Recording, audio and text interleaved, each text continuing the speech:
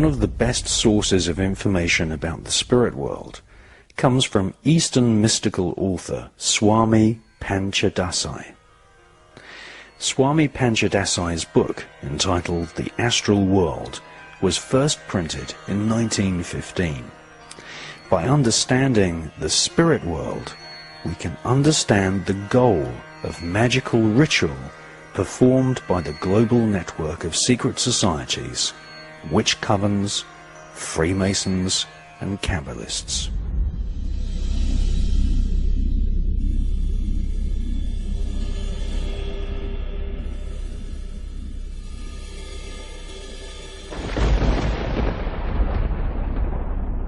The spirit world is every bit as real as the physical world which we inhabit.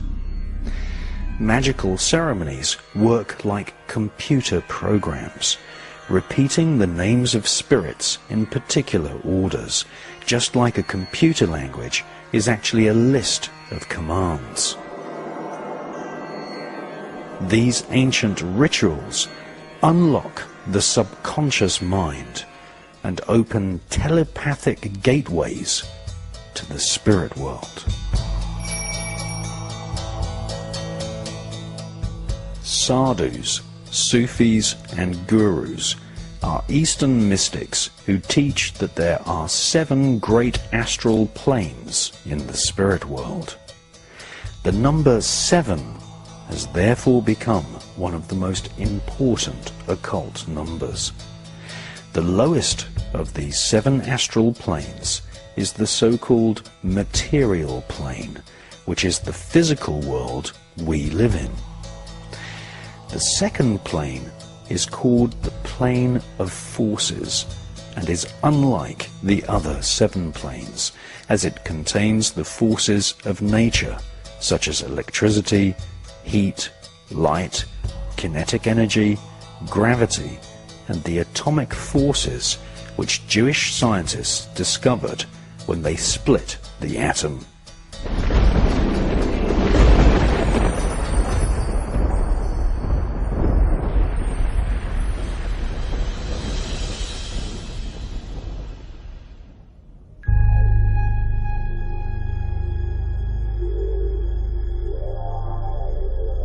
In 1943, Robert Oppenheimer's team calculated the forces which would be unleashed from splitting a single atom.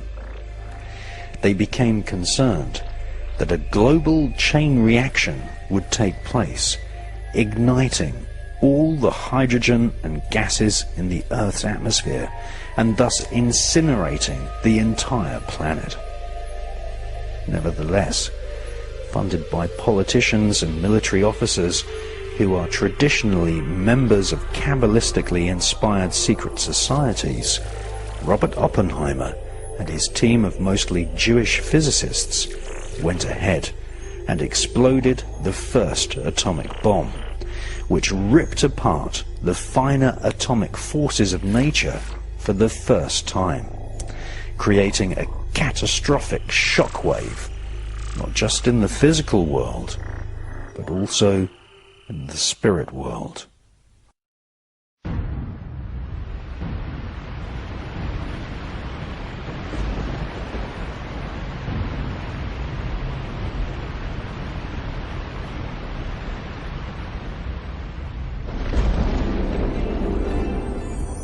The so-called Cold War created a worldwide psychological war of terror in the minds of every man, woman, and child, threatening to completely annihilate every living creature and even the planet itself in an orgy of atomic destruction. We knew the world would not be the same. Few people laughed.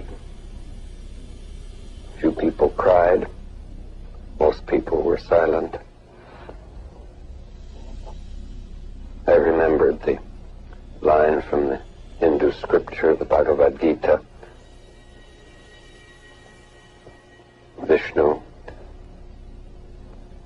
is trying to persuade the prince that he should do his duty, and to impress him takes on his multi-armed form and says, "Now I am become death, the destroyer of worlds." The third plane of the spirit world is the so-called astral plane. The word astral is derived from Greek, and it refers to the stars. Next is the fourth plane, often described as the mental plane. In addition to these four planes, there are three higher planes which are extremely difficult to comprehend to anyone who is on the lower four planes. Contemplation of these higher astral planes is the goal of many Buddhists. The higher planes are what Christians call heaven.